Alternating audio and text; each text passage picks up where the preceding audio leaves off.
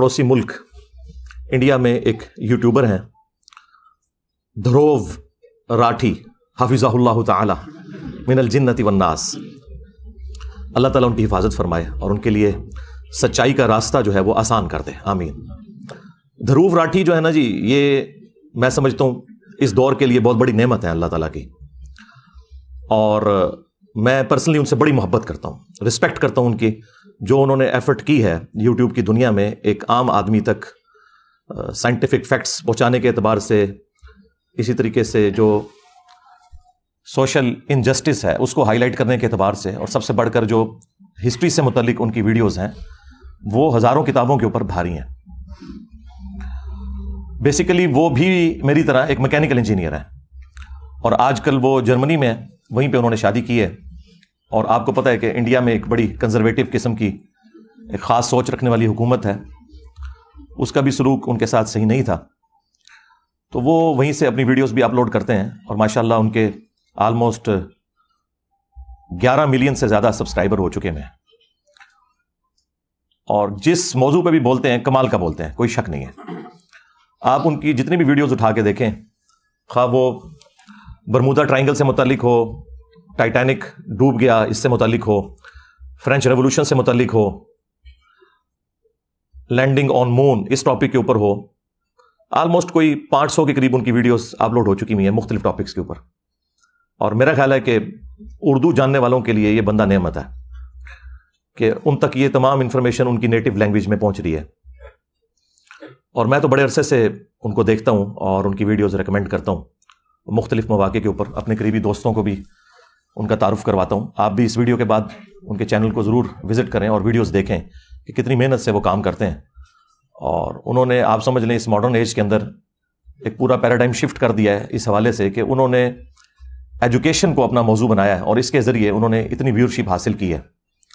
اور تمام ریلیجن سے تعلق رکھنے والے لوگ جو سائنس میں دلچسپی رکھتے ہیں، ہسٹری میں دلچسپی رکھتے ہیں، وہ ان کی ویڈیوز کو بڑے شوق کے ساتھ دیکھتے ہیں، اور وہ بندہ ڈیزرو کرتا ہے جتنی انہوں نے محنت کی ہے اس حوالے سے۔ بہرحال یہ جو ابھی ریسنٹ ان کی ایک ویڈیو اپلوڈ ہوئی آلموسٹ ایک ہفتہ پہلے، وہ بھی آلموسٹ 5.3 ملین لوگ دیکھ چکے ہیں، reality of Quran and Bible Abrahamic religion explained, اس ٹاپک سے ہے، جس میں انہوں نے جو 3 بڑے بڑے ابراہیمی ریلیجن کہلاتے ہیں، آسمانی مذاہب، جیوز، کرسچنز اور مسلمز، ان کے دین کو انہوں نے ڈسکس کیا ہے کانسیپٹ آف گاڈ کے حوالے سے، خدا کے تعارف کے حوالے سے۔ اب چونکہ یہ ٹاپک ایسا ہے کہ اس کے ساتھ انصاف کا تقاضا یہ ہے کہ آپ جس ریلیجن پہ بھی بات کر رہے ہیں، آپ اس کی جو پرائمری بکس ہیں ان سے ریفرنس کوٹ کریں گے تو پھر آپ بات ٹھیک کر سکیں گے، ادروائز آپ کسی ایک ریلیجن کو چن کے اس کی جو الہامی کتابیں ہیں ان میں سے چند ورسز اٹھا کے اسے ایکسٹراپولیٹ کریں اور باقیوں کے اوپر لگائیں تو یہ ایک علمی طور پر زیادتی ہے۔ اس طرح کی زیادتی پہلے رچرڈ ڈاکنز نے بھی کی اپنی کتاب دا گاڈ ڈیلوژن کے اندر، کہ اس نے کرسچینٹی کو ایک سمجھ لیں سینٹرڈ کرتے ہوئے باقی تمام ریلیجنز کو اسی کھاتے میں ڈال کے اور انہیں نان سائنٹیفک بتانے کی کوشش کی۔ وہ تو خیر ایک بدنیت شخص ہے رچرڈ ڈاکنز، اس کی میں نے کئی ایک بدنیتی والی اپروچز نوٹ کی ہیں، لیکن جہاں تک یہ دھروو راٹھی کا تعلق ہے تو یہ ایک مخلص بندہ ہے، مجھے ان کی ویڈیو میں کہیں پہ بھی 2 نمبری نظر نہیں آئی، اور پرسنلی میں نے دیکھا ہے کہ وہ جو سپرسٹیشیس قسم کی چیزیں ہوتی ہیں ان کے بھی خلاف وقتاً فوقتاً بولتے ہیں، اگرچہ ان کا تعلق انڈیا سے ہے، اس کے باوجود انڈیا میں بھی جو ہندوؤں کے اندر بھی بابا حضرات موجود ہیں، ان باباؤں کو وہ بڑا ننگا کرتے ہیں۔ اس حوالے سے تو مجھے ایک خاص عقیدت ہے ان کے ساتھ کہ مشن ایک ہے، بابوں کو ننگا کرنا، جنہوں نے دین کے نام کے اوپر پبلک کا استحصال کیا ہے، ان سے چندے بٹورے ہیں، ان کی دنیا بھی خراب کی ہے، ان کی آخرت بھی خراب کی ہے۔ دوسرا اس حوالے سے بھی مجھے ایک محبت ہے کہ بائی پروفیشن وہ بھی میکینیکل انجینئر ہیں، اس کے باوجود انہوں نے ایک راستہ یہ والا ایجوکیشن کا اڈاپٹ کیا، اور آپ میں سے کوئی شاید بعض اوقات یہ سوچتا ہو کہ ایک انجینئر کو اپنے شعبے کے ساتھ انصاف کرتے ہوئے اسی فیلڈ کے اندر کام کرنا چاہیے، تو یہ ایسا نہیں ہے۔ انجینئرنگ آپ کو ایک آپ کے اندر استعداد، جسے آپ کہتے ہیں کمپیٹنسی پیدا کرتی ہے، کہ آپ کا جو انالیسس کرنے والی جو صلاحیت ہے وہ عام لوگوں سے بڑھ کر ہو جاتی ہے۔ اس لیے آپ دیکھیں گے جتنے بھی اس قسم کے لوگ ہیں حالانکہ مجھے نہیں پتا تھا یہ بندہ انجینئر ہے. میں نے جب اس کی ویڈیوز دیکھی نا تو میں نے تعارف بعد میں اس کا پڑھا. میں نے ویڈیوز دیکھتے ہی نا اپنے دماغ میں سوچ لیا کہ یہ بندہ مجھے لگتا ہے کہ یہ انجینئر ہے, کیونکہ وہ جس طریقے سے چیزوں کو مینیج کر کے اور پراپر فارم میں ارینج کر کے ایک انٹلیکچوئل ترتیب کے ساتھ بیان کرتا ہے, الٹ اپ ایٹ رینڈم نہیں بیان کرتا. اس سے لگ رہا تھا کہ اس کی ایجوکیشن اس حوالے سے ہے, اور وہ نظر آئی. تو ہم کبھی بھی کسی بھی شخص کے بارے میں یہ کامنٹس نہیں کریں گے کہ اسے رائٹ نہیں پہنچتا کہ وہ کسی ٹاپک کے اوپر بات کرے. یہ تو بالکل غیر علمی اپروچ ہے. ہر شخص کا حق ہے کہ وہ ٹاپک پہ بات کرے, لیکن اتھینٹک سورسز کے ساتھ, جو اس ریلیجن کی بکس ہیں ان کو سامنے رکھتے ہوئے, تاکہ کوئی شخص بعد میں چیلنج نہ کر سکے. اب یہاں پر ان سے تھوڑی سی مس ہینڈلنگ ہوئی, بدنیتی کی وجہ سے نہیں بلکہ اگنورینس کی وجہ سے. انہوں نے ایزیوم کر لیا کہ چونکہ کرسچینٹی اور جوڈائزم یعنی یہودیت اور اسلام یہ تینوں حضرت ابراہیم علیہ السلام کے ساتھ جڑے ہوئے ہیں, تو لہٰذا ان کے نظریات بھی آلموسٹ ملتے جلتے ہوں گے. میجورٹی کیسز میں ملتے بھی ہیں, لیکن جہاں ڈفرینسز ہیں وہ ایک ہی واقعے کے اعتبار سے بہت زیادہ ڈفرینسز ہیں, اور اس سے زمین آسمان کا فرق پڑ جاتا ہے. اور وہیں پر انہوں نے غلطی کھائی. میں آج کوشش کروں گا کہ پوری ویڈیو کے اوپر اگر میں کامنٹس کروں تو 2 سے 2.5 گھنٹے چاہیے,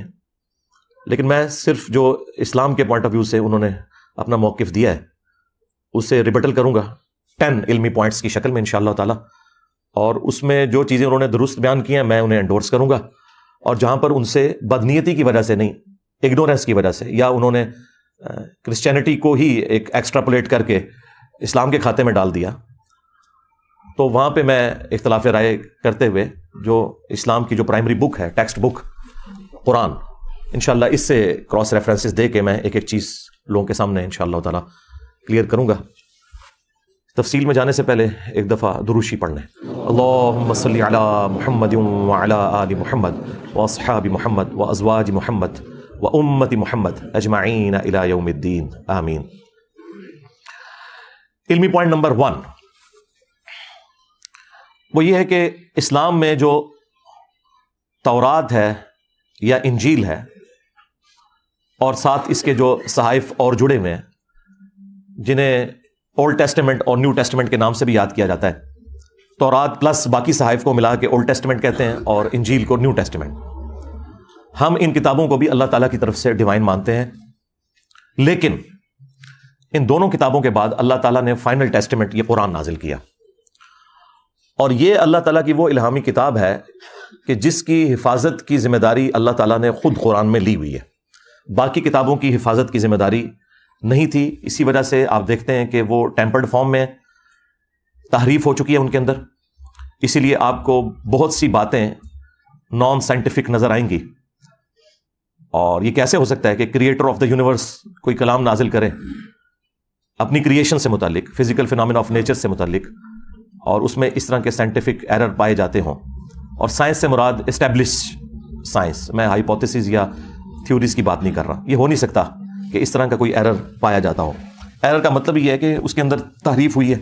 اور یہ مسلمانوں کا ایک بنیادی عقیدہ ہے کہ اولڈ ٹیسٹمنٹ اور نیو ٹیسٹمنٹ دونوں کے اندر تحریف ہو چکی ہوئی ہے, اور صرف یہ فائنل ٹیسٹمنٹ یعنی قرآن یہ محفوظ ہے. اور اس کا ذکر بھی اللہ تعالیٰ نے خود قرآن کے اندر فرما دیا سورۃ الحجر آیت نمبر 9 کے اندر, اعوذ باللہ من الشیطان الرجیم بسم اللہ الرحمن الرحیم انا نحن نزلنا الذکر وانا لہ لحافظون. بے شک اس الذکر یاد دہانی, دی ریممبرنس, اللہ کی یاد دلانے والی کتاب کو ہم نے نازل کیا اور ہم اس کی حفاظت کرنے والے ہیں. اور اس کتاب کی حفاظت کی ذمہ داری اللہ تعالیٰ نے اس لیے لی کہ اگلی کتابیں جب ٹیمپر ہوتی تھی تو پیغمبروں کا سلسلہ مسلسل جاری تھا, اور وہ پیغمبر آ کر انسانیت کو بتا دیتے تھے کہ یہ چیزیں انسانوں نے خود سے داخل کی ہیں, اور اللہ تعالیٰ نے اتنا حصہ اس کا نازل فرمایا. لیکن چونکہ امام کائنات سید الاولین والآخرین شفیع المذنبین رحمۃ للعالمین سیدنا و مولانا امام اعظم محمد رسول اللہ صلی اللہ علیہ وآلہ وسلم اللہ تعالیٰ کے آخری پیغمبر ہیں, تو خدا نخواستہ اگر ان پر نازل کی ہوئی کتاب بھی ٹیمپر ہو جاتی تو پھر اس کی ریمیڈی کے لیے تو کسی اور پیغمبر نے نہیں آنا تھا, اور آپ علیہ السلام کے بعد آنے والی ساری انسانیت وہ جنتی ہو جاتی کیونکہ اکاؤنٹیبل ہی نہ رہتی. جب کتاب ہی اصلی حالت میں نہیں ہے تو جو گمراہی اس تک پہنچی ہے بس جو مرضی وہ عقیدہ اڈاپٹ کر لیتی. تو اس لیے اللہ تعالیٰ نے ختم نبوت کی برکت سے قرآن کو ہمیشہ کے لیے محفوظ کر دیا اور یہ قرآن اس دنیا پہ اللہ تعالیٰ کا خلیفہ ہے، اللہ تعالیٰ کا نمائندہ ہے پیغمبر کے بعد قیامت تک کے لیے. یہ ایک ٹیکنیکل ریزن ہے جس کی وجہ سے قرآن کو اللہ تعالیٰ نے محفوظ کیا. اب یہ فائنل ٹیسٹمنٹ قرآن جو ہے یہ اگلی کتابوں کی تصدیق بھی کرنے والی کتاب ہے، اور ان کتابوں میں کیا حق ہے کیا باطل ہے اس کو بھی یہ کلیریفائی کرتی ہے. اور اس سے بڑھ کر یہ کتاب اگلی کتابوں کے اوپر نگہبان بھی ہے. اور یہ جو میں دعوے کر رہا ہوں اس کا ذکر بھی قرآن کے اندر اللہ تعالیٰ نے فرما دیا ہے. سورہ آل عمران چیپٹر نمبر 3 کی جو سٹارٹ کی آیات ہیں وہ اسی سے متعلق ہے. اعوذ باللہ من الشیطان الرجیم، بسم اللہ الرحمن الرحیم. الف لام میم اللہ لا الہ الا هو الحی القیوم. الف لام میم حروف مقطعات ہیں. اللہ ہی ہے کہ جس کے سوا کوئی معبود نہیں، اور وہ خود سے زندہ ہے، ہر چیز کو تھامے ہوئے ہے. نزل علیک الکتاب بالحق، اے نبی علیہ السلام آپ پر اس نے یہ کتاب حق کے ساتھ پرپز فل با مقصد نازل کی ہے. مصدقا لما بین یدیہ، جو کہ تصدیق کرتی ہے ان کتابوں کی جو اس سے پہلے نازل ہو چکی ہیں، جو آگے کتابیں گزر چکی، یعنی تورات کی، انجیل کی. دو اعتبار سے تصدیق کرتی ہے. ایک اعتبار سے تصدیق یوں کرتی ہے کہ یہ کتاب بھی مانتی ہے کہ وہ کتابیں بھی اللہ کی کتابیں تھیں. اور دوسرا، قرآن کا آ جانا یہ پریکٹیکلی تصدیق ہے کہ وہ کتابیں بھی درست تھیں، کیونکہ ان کتابوں میں آخری کتاب اور آخری پیغمبر کا ذکر موجود تھا. تو پریکٹیکلی جو پروفیسیز ان کتابوں میں موجود تھیں وہ پوری ہوئی ہیں قرآن کے آنے کی وجہ سے. تو قرآن نے تصدیق کر دی کہ وہ کتابیں صحیح کہہ رہی تھیں کہ آخری پیغمبر بھی آئیں گے اور ان پر آخری کتاب نازل ہوگی. تو دو اعتبار سے یہ کتاب تصدیق کرنے والی ہے. وَأَنزَلَ التَّوْرَاةَ وَالْإِنجِيلَ، اور اللہ ہی نے نازل کی تھی تورات بھی اور انجیل بھی، من قبل اس قرآن سے پہلے، ہدی للناس پوری انسانیت کی ہدایت کے لیے، وَأَنزَلَ الْفُرْقَانَ اور اب اللہ تعالیٰ نے یہ فرقان نازل کر دیا ہے جو پوری انسانیت کے لیے ہدایت ہے اور حق اور باطل میں تمیز کرنے والی کتاب ہے کہ یہ سچائی پر مبنی چیز ہے اور یہ چیز جھوٹی لوگوں نے اللہ کی طرف منسوخ کر دی ہے. ان الذین کفروا بآیات اللہ، بے شک وہ لوگ جو کہ کفر کرتے ہیں اللہ کی آیات کا، یعنی انکار کرتے ہیں. لہم عذاب شدید، ان کے لیے شدید عذاب ہے. واللہ عزیز ذو انتقام، اور اللہ تعالیٰ غالب ہے اور انتقام لینے والا ہے. غالب اتنا ہے کہ چاہے تو اس دنیا میں انتقام لے لے، لیکن یہ اس کی حکمت کا تقاضا ہے کہ دنیا میں چھوٹ دیتا ہے اور آخرت کے دن پکڑ کرے گا. اور دوسری چیز جو میں نے بتائی تھی کہ یہ نگہبان ہے اگلی کتابوں کے اوپر، اس کا ذکر اللہ تعالیٰ نے سورۃ المائدہ میں فرمایا ہے، آیت نمبر 48 میں، چیپٹر نمبر 5 ہے یہ. وَأَنزَلْنَا إِلَيْكَ الْكِتَابَ بِالْحَقِّ، اور ہم نے نازل کی ہے اے نبی علیہ السلام آپ کی طرف یہ کتاب پرپز فل با مقصد حق کے ساتھ، سچائی کے ساتھ. مصدقا لما بین یدیہ، جو کہ تصدیق کرتی ہے جو اس سے آگے کتابیں گزر چکی، من الکتاب کتاب میں سے.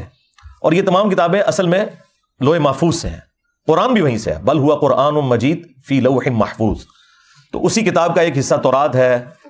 اسی کتاب کا حصہ انجیل ہے، اسی کتاب کا حصہ قرآن ہے، اور باقی انبیاء کے صحائف ہیں. وَمُهَيْمِنًا عَلَيْهِ، اور یہ کتاب نگہبان ہے ان کتابوں کے اوپر. یہ ہے وہ لفظ مہیمن. قرآن مہیمن ہے،